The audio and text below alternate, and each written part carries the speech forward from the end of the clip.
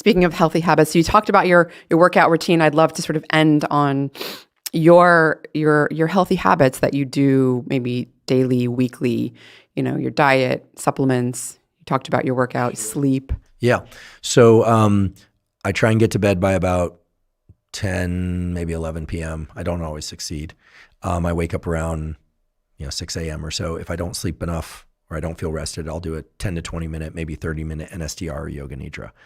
I get up. I like to hydrate. First thing I try and do is drink 16 to 32 ounces of water. I like just hydrate in the morning. Get outside and get some sunlight. If I can't get the sunlight, I get in front of that 10,000 lux light. I prefer to work out early in the day, in which case I'll drink caffeine if it's a resistance training workout. For me, that's yerba mate or coffee or both sometimes. I'll just tell you my workout schedule is really easy to hit on. Same thing I've been doing roughly for 30 years, although sometimes I've been less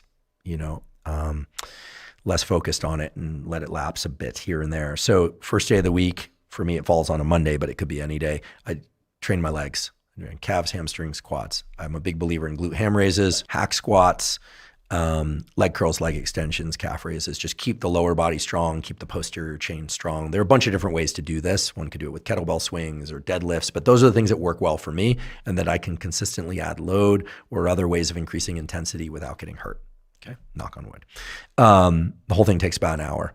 Next day is a rest day, typically after leg day, and I'll try and do, I don't always do, but some deliberate heat and deliberate cold exposure. In an ideal world, it's 20 minutes of sauna, 3 to 5 minutes of cold, 20 minutes of sauna, 3 to 5 minutes of cold, 20 minutes of sauna, 3 to 5 minutes of cold. And yes, I finish with a warm shower because I'm a human being, and I like that.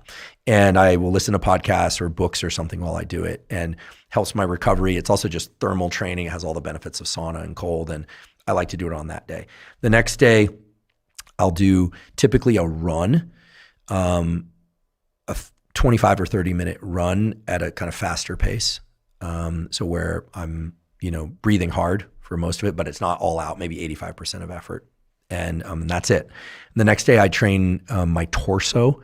I know a lot of people roll their eyes. They'll be like, what are you talking about? How do you, I do some overhead pressing, some dips, some pull-ups or chin-ups, and some rowing. And then I do some abdominal work, and I train my neck because it's an important part of the structure of the upper body to keep the head stable and not get text neck and things like that. I don't train it heavy, but I train my neck, and I do make sure I do things like rear delts. I really am trying to emphasize, outward, external rotation of the limbs, so we're not, kind of like hunched over like this and heavy in the traps, just upright posture, those kinds of things. And then the next day, the only workout is about 10 minutes long. It's that 10-second hard cycling on the assault bike, 20-second rest, 10, 20, 10, 20 for 8 rounds. That's it, VO2 max. Saturdays, another short resistance training workout, so 3 total for the week. And then it's, biceps, triceps, calves, little neck work, abdominal work. It's kind of just small body part stuff. And then on Sunday, which for me falls on a Sunday, I try and do some long ruck or hike, often socially, put on a backpack with some weight, or if I'm by myself, I'll do, a 60 to 90 minute jog or something of that sort. Maybe hike part of it and listen to music or just let my thoughts go. Okay.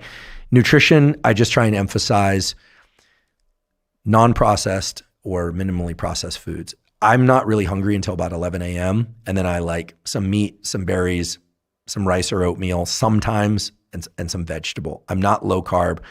In the afternoon, I'll generally have a snack, maybe a protein drink, some nuts. I do eat, those Maui Nui jerky sticks or a thing of bone broth or something. It's not a promotion, it's just a fact. And then for dinner, I tend to emphasize less protein. For me, that works. This runs counter to what everyone says, but I like more vegetables, pasta, rice, risottos. Occasionally, I'll go out for a big steak or something like that. But generally, the heavier on the starches, not heavy, but heavier on the starches relatively, and vegetables, and then a couple hours before sleep, ideally. But sometimes I'll finish dinner and collapse. It's just life. I do find that I sleep better if I allow a few hours before sleep. In terms of stress modulation and things like that, I do deploy the physiological sigh, which sounds very technical, but 2 inhales through the nose, followed by a long exhale to lungs empty. I try and do that anytime I feel that my stress is too high. My lab published a clinical trial in Cell Reports Medicine in collaboration with David Spiegel's laboratory at Stanford, showing that 5 minutes a day of breath work of cyclic sighing, so inhale, inhale, exhale, both inhales through the nose, inhale, inhale, exhale, done as a dedicated practice for 5 minutes a day, led to some interesting changes, positive changes in reductions in resting heart rate, reductions in blood pressure, improvements in sleep, mood, et cetera. Not all significant, but several which were statistically significant. But I don't tend to do breath work. I tend to just use the physiological sigh whenever I'm feeling kind of overly ramped up. Supplements. Okay, this could be a long discussion. Our friend Brian McKenzie used to tease me. If you ask me what supplements I take, he'll just shout from the background, all of them. I don't take all of them, but here's what I do take. In the morning, I do take Tongali and Fidogia.